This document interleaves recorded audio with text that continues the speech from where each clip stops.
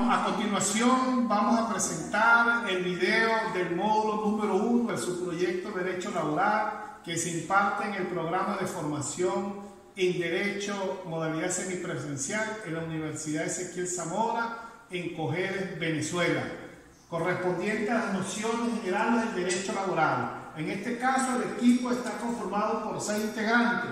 Itamar Montilla abrirá la exposición refiriéndose a la evolución histórica del derecho laboral desde sus orígenes hasta la actualidad. Luego, Donato Vilani hablará acerca del derecho internacional del trabajo y las nociones generales del derecho al trabajo.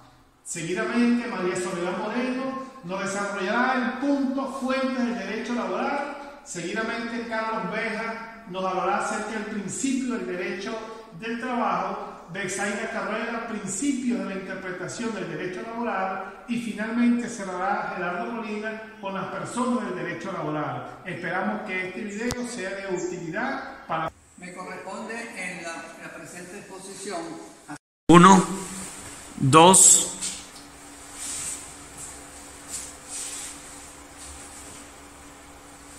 3. dele. Me corresponde en la presente exposición hacer un breve resumen de la evolución del derecho laboral en sus diferentes épocas y la historia sobre la evolución del derecho laboral en Venezuela. A continuación, comenzamos con una breve introducción. En primer lugar, tenemos que el derecho del trabajo no es un derecho antiguo, pero el trabajo existe desde que el hombre ocupaba el mundo. Es tan antiguo como el comer. Desde este punto de vista, no hay duda de que el trabajo ha sido una constante en la evolución de la humanidad. Desde este punto de vista se pueden destacar lo que serían las relaciones tanto del trabajo como de la producción a nivel de los diferentes estadios de lo que serían esas épocas. Por tanto, el trabajo en sus diferentes formas y relaciones de producción se pueden observar en estas breves frases. Desde el punto de vista de las épocas, la recolección, la caza, la pesca, la cría y la domesticación de animales, hasta lo que serían ya las épocas modernas, que corresponden ya a los periodos post-neolíticos, etcétera, etcétera. Las diversas formas de organización del trabajo y de la producción individual se fundamentan de manera particular en la forma individual y las formas colectivas a través de las diferentes sociedades de esas épocas. Lo importante destacar acá es que el derecho del trabajo no nace por sí solo, sino nace de otro derecho como es el derecho civil en las diferentes sociedades. También es importante destacar las denominaciones que recibe el derecho laboral, como es la legislación obrera en una primera etapa, la legislación industrial y el derecho del trabajo o la legislación laboral. Cada una de ellas pues, se fue cambiando a medida que el derecho se fue ampliando. Visto las diferentes etapas, podemos decir que las etapas se refieren a la edad antigua, lo que sería la época feudal, la época moderna, la época contemporánea. Y desde el punto de vista de lo que son las etapas que corresponden a la antigüedad, tenemos que no existe en la historia que se nos muestre cuál ha sido la evolución del trabajo. Lo único que tenemos son las instituciones que quedaron plasmadas y que nosotros las interpretamos de determinadas formas, como es por ejemplo el Código de Hammurabi, en donde se encuentran algunos hechos que refieren a algunas condiciones de las relaciones laborales, como son los precios, que ellos lo denominaban los honorarios, los salarios, la responsabilidad de las profesiones practicadas.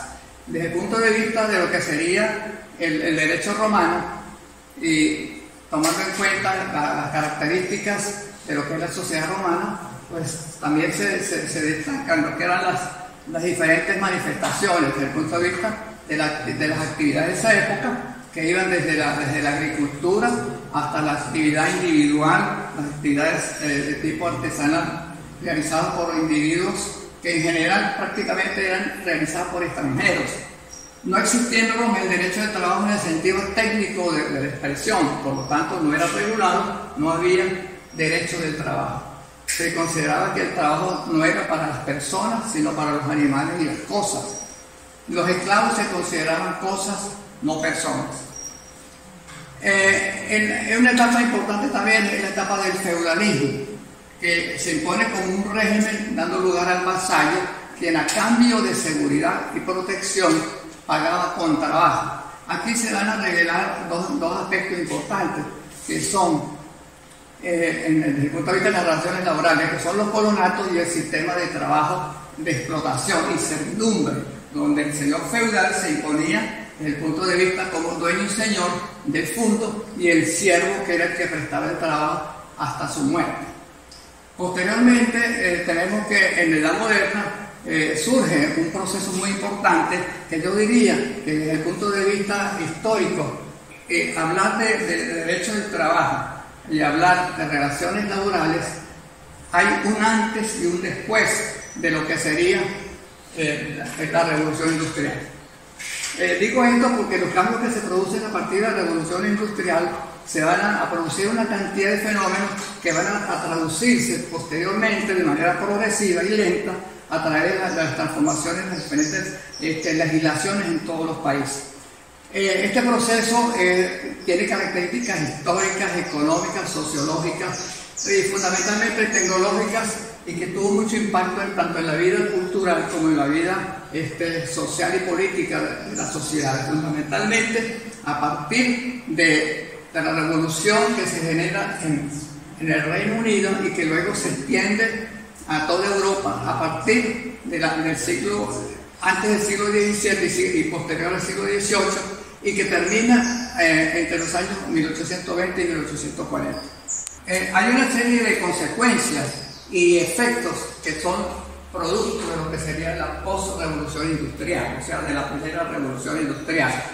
En primer lugar, la concentración de los trabajadores en un mismo lugar de la fábrica, donde se empieza a manifestar el control de parte del empresariado. Es decir, hay una división, hay una separación entre patronos y asalariados desde el punto de vista de lo que son las relaciones laborales. El surgimiento del proceso de división y especialización del trabajo, la mecanización y el pasaje del trabajo manual al trabajo especializado. Una cuestión muy importante que se produce en el Reino Unido y en toda Europa es el éxodo rural de los artesanos y los campesinos hacia las ciudades en búsqueda de nuevos salarios, pero también a través de nuevas formas de explotación que se produce a través de lo que es la utilización de la mujer y de los niños en lo que sería la relación de producción. La proletarización de la clase obrera, el surgimiento de la clase social denominada burguesía, conjuntamente con otro fenómeno que tiene que ver con un cambio en todos los órdenes desde el punto de vista político y económico. Surgen nuevos conceptos, lo que es el capitalismo versus el socialismo y lo que serían las relaciones desde el punto de vista de lo que es la empresa, la libre empresa, y el control que va a ejercer el Estado a partir de esas épocas de lo que serían las relaciones de producción, y que luego daría paso a lo que sería el liberalismo económico, que posteriormente sería sustituido por las nuevas formas de producción que vienen a resurgir en lo que sería en la época contemporánea, a través del manifiesto comunista y de lo que sería la aparición de la OIT como organismo que regirá pues las relaciones laborales a nivel mundial. Desde el punto de vista de lo que serían los antecedentes de la legislación laboral en Venezuela, se dividen en dos etapas fundamentalmente: lo que sería la colonia en su época, lo que sería antes del descubrimiento, y lo que serían los antecedentes con relación a la época postcolonial. En relación a lo que serían las diferentes leyes o las diferentes formas de cómo la legislación se ha hecho en Venezuela, tenemos que ver que a partir del año 1928 es cuando se genera la primera ley del trabajo. Esta primera ley, por supuesto, cuando con el general Gómez, esa ley prácticamente no tuvo ninguna vigencia y solamente hizo una especie de apreciación sobre lo que había, las recomendaciones de la OIT. Luego la Ley del Trabajo de 1936, donde sí se recogen verdaderos aspectos sustanciales de lo que sería una ley de trabajo y donde se establecen normas desde el punto de vista del derecho a la huelga, que hasta ese momento no se habían considerado. Esa ley fue dada en ese momento cuando, en la época en el periodo de transición del general Medina. Luego viene lo que sería la ley orgánica. Esa ley va a regir prácticamente casi hasta el año 1985, cuando luego se introduce un nuevo proyecto de trabajo que es la Ley Orgánica del Trabajo, que es aprobada en 1990. Luego surge lo que se llama la Ley de Reforma de la Ley Orgánica del Trabajo en 1997, y por último lo que fue la Ley Orgánica Procesal del Trabajo en el 2012.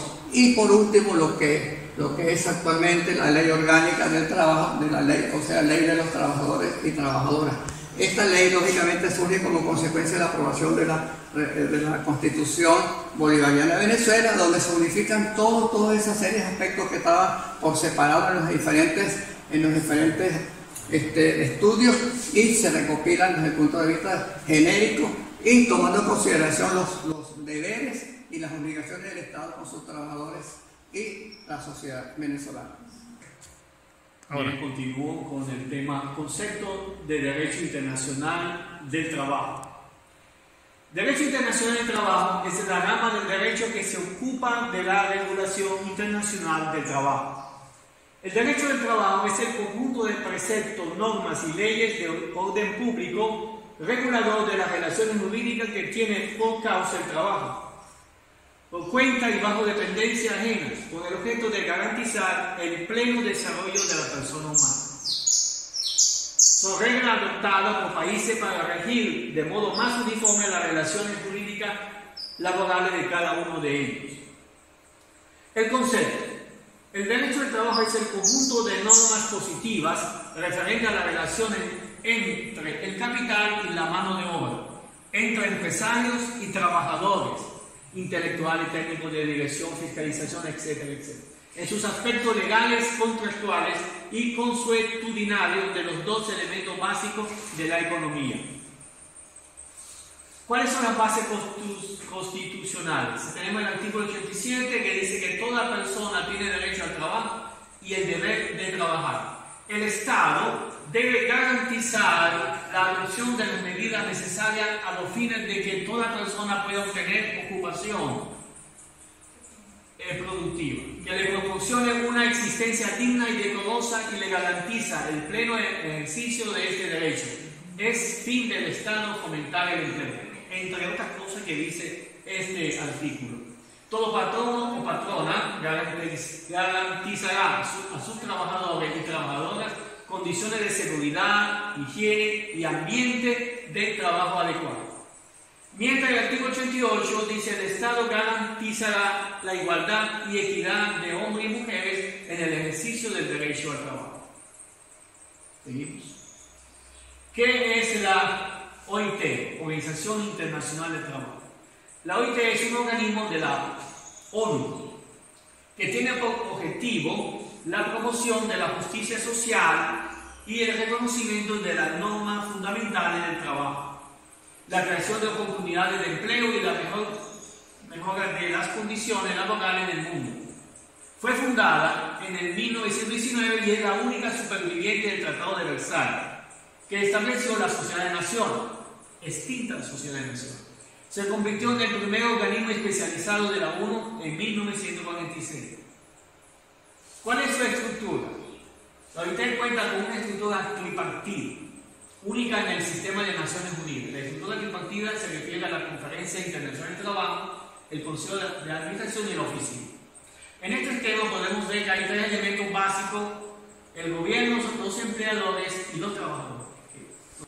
Mecanismo del trabajo: el establecimiento y supervisión de la norma internacional del trabajo, la prestación de asistencia técnica y la búsqueda y difusión de información.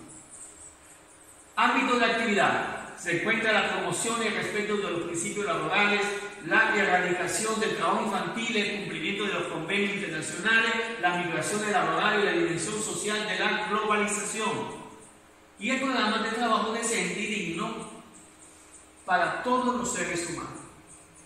Son fines muy loables. Convenios y recomendaciones aprobados en el seno de la OIT. Acuerdo de cooperación laboral de América del Norte, el convenio 58 por el que se fija la edad mínima de admisión de los niños al trabajo marítimo. Convenio 100 relativo a la igualdad de remuneración entre la mano de obra masculina y la mano de obra femenina por un trabajo de igual valor. Ese punto aún está lejos de convertirse en una realidad. Y convenio 105 relativo a la abolición del trabajo forzoso.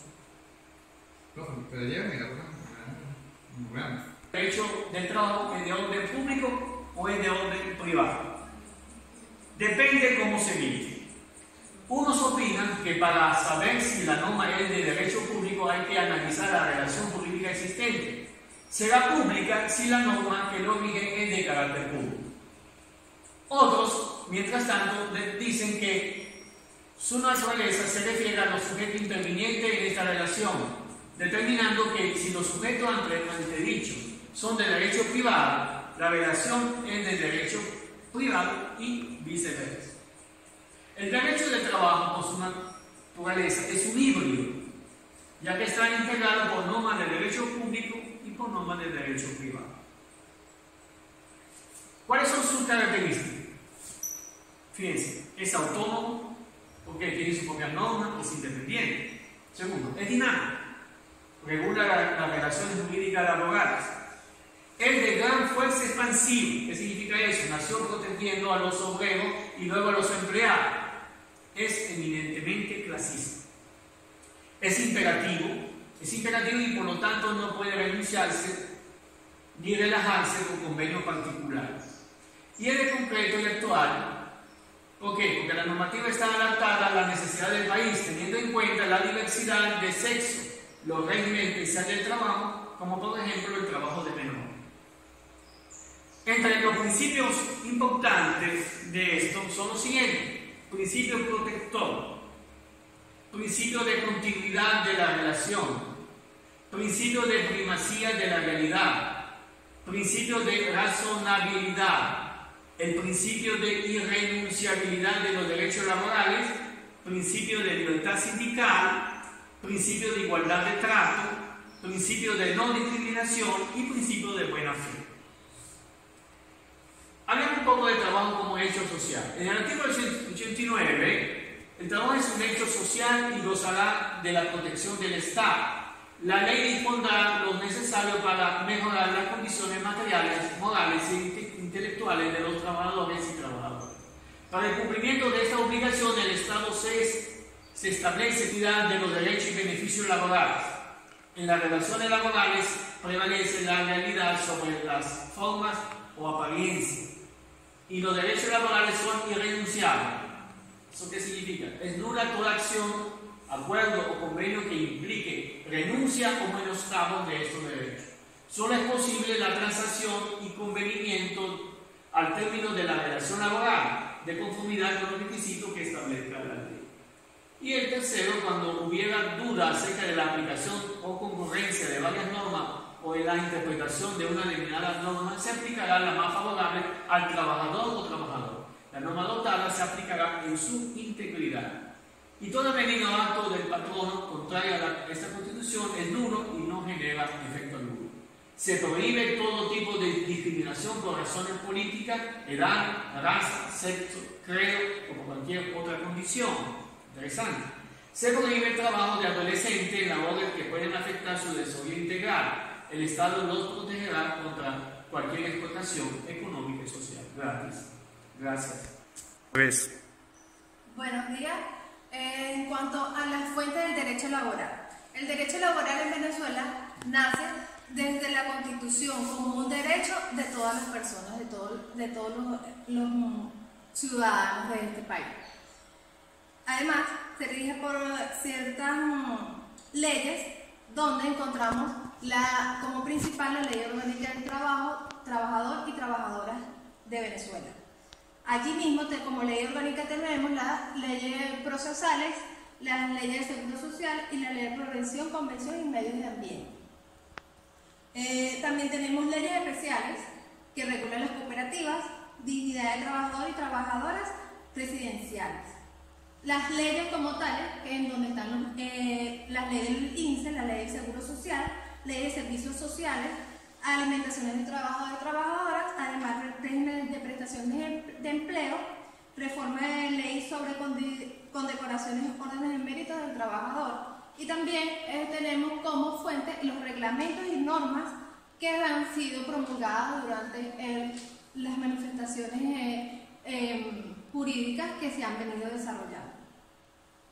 Es importante destacar que antes de que existieran estas leyes, que nace en 1928 con la Ley Orgánica del Trabajo, así llamada en ese momento, se regía por las leyes civiles, o sea, el Código Civil de nuestro país. Sin embargo, se ha ido especializando con las otras leyes que ya fueron nombradas ahorita.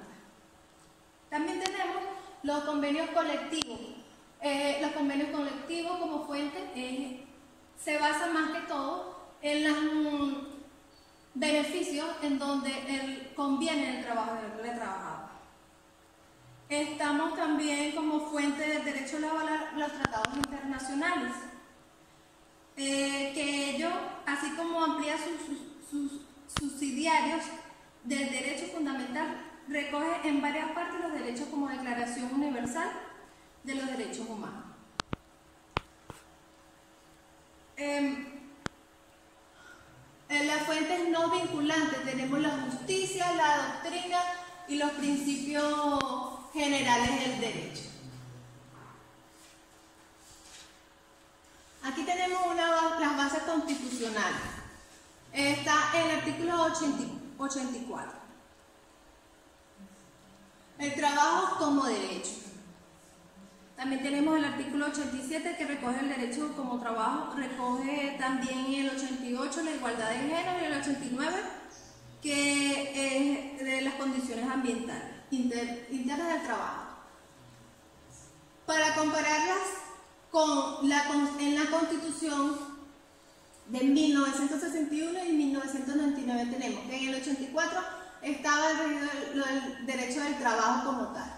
Y en la actual está en el 89, como acabo de decir, en el 87. En 1961, el artículo 85 protege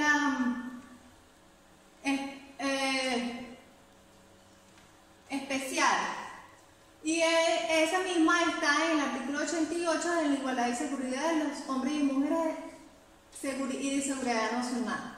Artículo 86. La jornada diaria es de 8 horas, la jornada semanal es de 48 horas. En el artículo 89 baja a 8 horas diarias y semanales 40 horas solamente. El artículo 87, salario justo, lo establece. Y el 91, salario digno. El 88, estabilidad de prestaciones. En el artículo 92, prestaciones sociales, y también el 93, estabilidad laboral. Lo da como más fuerza a lo que se trata en este tema. 3. Saludos. Continuando, en lo referente a el tema tratado, que es el derecho al trabajo, nos encontramos con unos aspectos muy importantes, como son los principios del derecho al trabajo. Estos principios son los que van a regular o van a soportar la legislación en materia laboral a fines de proteger a los individuos en su relación con sus empleadores. Entre estos principios encontramos en el artículo 89 de la Constitución de la República Bolivariana de Venezuela que uno de los principios fundamentales del derecho al trabajo son la intangibilidad y la progresividad. ¿A qué se refiere esto específicamente? O generalmente hablando, en cuanto a la intangibilidad, que todos los ciudadanos, todos los individuos tienen el derecho a que sus condiciones laborales sean respetadas, que las mismas no sean atropelladas de manera alguna. En cuanto a la progresividad, que se relaciona un poco en cuanto a la intangibilidad, es que estos derechos laborales que adquieren los individuos en el tiempo deben de ser progresivos, es decir, deben mejorar en el tiempo. De ninguna manera debe permitirse que los beneficios que se hayan generado de la relación laboral entre los distintos patronos, empleadores y sus empleados deben ir en detrimento de la calidad de vida del trabajador. El artículo 89 de la Constitución, en relación con la Ley Orgánica de los Trabajadores y Trabajadoras, lo referente al artículo 89 y al artículo 19 de la Ley Orgánica de los Trabajadores y Trabajadoras, establece la irrenunciabilidad, la igualdad y la no discriminación. ¿A qué se refiere esto? En cuanto a la irrenunciabilidad, quiere decir que ningún trabajador puede, de ninguna manera, ni bajo coacción, ni de manera personal, renunciar a los derechos, a sus derechos laborales adquiridos, producto de su trabajo, porque eso lo establece la ley, es una ley superior que busca garantizar a todos los trabajadores y trabajadoras que sus derechos sean respetados.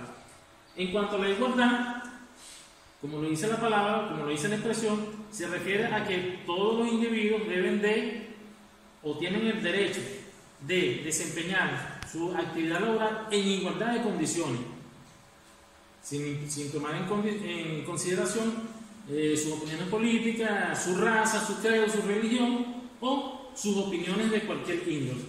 La no discriminación, que tiene, por supuesto, está relacionada en cuanto a la igualdad, es un poco, explicando un poco más lo que acabo de decir, que ningún individuo, ningún trabajador, bajo ninguna circunstancia o condición debe de ser discriminado.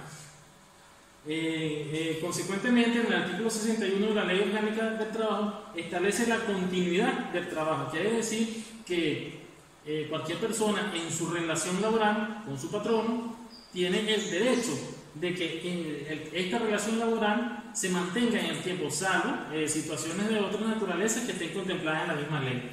En el artículo 1 de la Ley Orgánica del Trabajo se habla de la justicia social, que viene a ser ya, como quien dice, es donde se viene a traducir todos los otros principios que preceden para que, en cuanto hay progresividad, en cuanto hay igualdad, en cuanto no hay discriminación y en cuanto hay continuidad en la relación laboral, debe de garantizarse finalmente una justicia social que se va a traducir al final en mejores condiciones laborales y de vida de los trabajadores, que debe ser el fin último de las relaciones laborales entre los empleados y sus empleadores.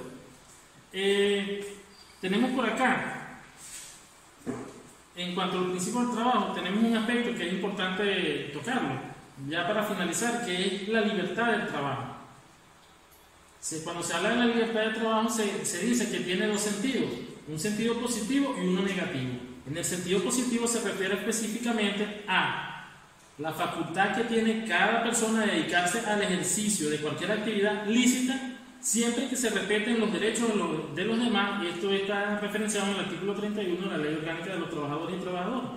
Cuando se habla de un sentido negativo, se refiere a que a nadie se le podrá obligar a trabajar en contra de su voluntad. Artículo 32 de la misma ley. En caso del incumplimiento del contrato de trabajo, no se podrá coaccionar al trabajador, teniendo tan solo el patrono el derecho de exigir un cumplimiento equivalente a la obligación del trabajador de prestar el servicio, es decir, una indemnización del perjuicio sufrido por la negatividad del trabajador a cumplir lo pactado en el contrato que se haya establecido, y esto está contemplado en el artículo 79. Tenemos otros aspectos fundamentales también en cuanto al derecho del trabajo, como lo son el trabajo como un derecho. Entre este aspecto del trabajo como derecho debe contemplarse la prohibición de la no discriminación y un artículo muy interesante que nos habla acerca del porcentaje de trabajadores que deben de emplearse en Venezuela y sus posibles excepciones. El artículo 26 de la Ley Orgánica del Trabajo establece el derecho al trabajo debe de trabajar toda persona que tiene el derecho de trabajar de acuerdo a sus capacidades, actitudes y obtener una ocupación productiva, debidamente remunerada, que le proporcione una existencia digna y decorosa. Las personas con discapacidades tienen igualdad de derechos y deber de conformidad con lo establecido en la ley que rige la materia de trabajo, por supuesto. El artículo 21 de esta ley, ya para finalizar, nos habla del principio de no discriminación del trabajo, que es más o menos lo que ya hemos tocado al principio. Y en cuanto al porcentaje, la referencia que hacía hace un momento en cuanto al porcentaje de los trabajadores que establece la ley en Venezuela, nos habla en el artículo 27 que el porcentaje del personal venezolano deberá ser el 90% o más de los trabajadores y de las trabajadoras al servicio de un patrón o de una patrona que ocupen un mínimo de 10. Deben de ser venezolanos o venezolanas. Asimismo, las remuneraciones del personal extranjero no excederán más allá del 20% total de las remuneraciones pagadas al resto de los trabajadores y las trabajadoras.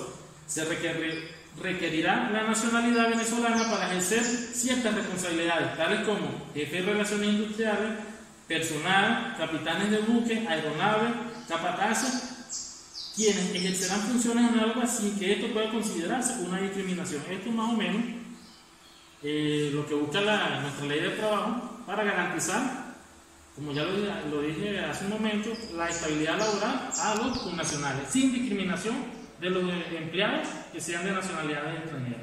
Es el trabajo de lo que me correspondía hablar. Muchas gracias. Bueno, continuando con la exposición, me refiero a los principios de interpretación. Basado en lo que refleja Rafael Ortiz 2004, los principios de interpretación no son más que las reglas de valoración que se deduce del ordenamiento jurídico del objeto laboral y que sirven de fundamento de interpretación y aplicación a las normas procesales, en atención a un criterio axiológico primario como es la realización de la justicia. De ahí hacemos referencia a los siguientes principios. Ellos se caracterizan por proteger al más débil. Eso es con relación al principio del indubio pro operatorio. Se caracteriza por, como ya lo dije, de proteger al más débil. En un caso de duda, siempre va a estar protegido a la persona que tenga o que esté a favor del deudor. También se trata de una investigación documental la mayoría de las veces. Además de ese, es importante destacar que en el principio del indubio el juez debe tener plena convicción del problema que está tratando. Asimismo, debe tener una visión justa al momento de valorar una prueba. De igual manera, hacemos referencia al razonamiento lógico que debe tener el juez y las circunstancias, aplicando la lógica inductiva, además de la intuición en la apreciación de la prueba. También podemos hacer referencia al principio de las normas más favorables. Ellas se dividen en dos. Tenemos lo que se plantea, donde se plantea la duda razonable en la aplicación de una o más de las normas, de la cual será empleada la más favorable al trabajador. De igual manera, hace referencia, dependiendo del caso, si agita una norma integral, considerando todos los detalles de la situación presentada o del caso presentado.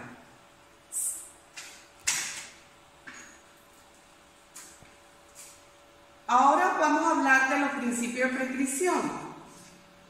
Aquí, Massineo cita a Calvo 2011. Él dice que es el medio por el cual el transcurso del tiempo extingue y se pierde el derecho al efecto del ejercicio, siendo el efecto de ella la inactividad del titular.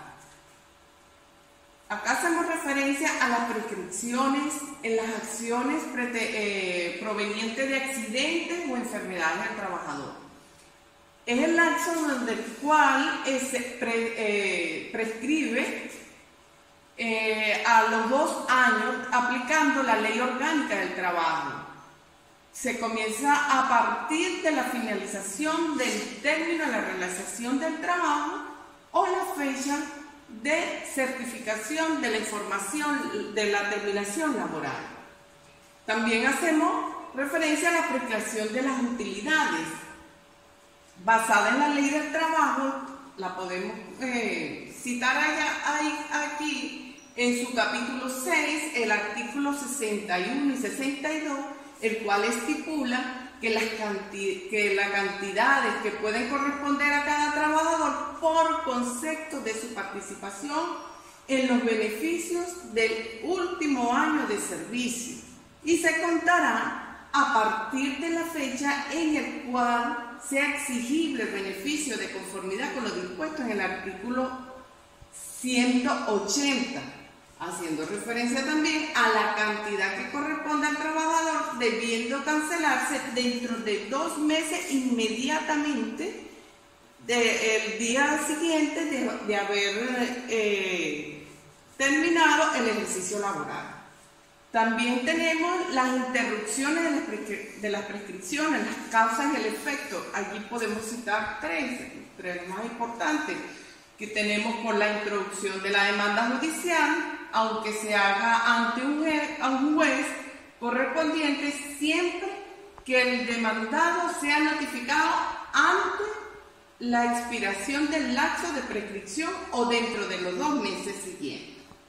También hacemos referencia por la reclamación intentada ante el organismo ejecutivo competente cuando se trata de la reclamación contra la República u otras instituciones de carácter público. Igualmente citamos, tenemos la reclamación intentada ante una autoridad administrativa del trabajo. Para que la reclamación tenga su efecto, deberá efectuarse la anotación del reclamo ante la expiración del lapso de prescripción o dentro de los meses siguientes, de los 2 meses siguientes. Además de eso, contamos con otras causas señaladas en el Código Civil venezolano. Muchas gracias. Con la disertación acerca de nociones generales del derecho laboral correspondiente al módulo 1 del subproyecto de derecho laboral de la ONG, me corresponde cerrar este video con el punto destinado a las personas del derecho laboral. Son personas del derecho laboral todos los sujetos físicos o morales sobre los cuales recae el derecho laboral y sobre los cuales se desarrolla una relación laboral. En el derecho laboral tenemos 2 tipos de personas. Hay la persona del trabajador y la persona del patrón. Vamos a explicar la primera persona, el trabajador. El trabajador reúne los siguientes criterios. Lo número 1 es que debe prestar un servicio, bien sea material o bien sea intelectual. Número 2, debe recibir o percibir una remuneración por ese servicio.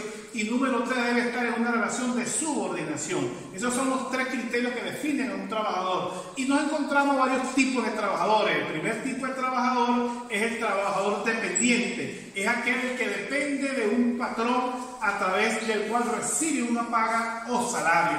Están los trabajadores independientes, que son los trabajadores que trabajan por su propia cuenta.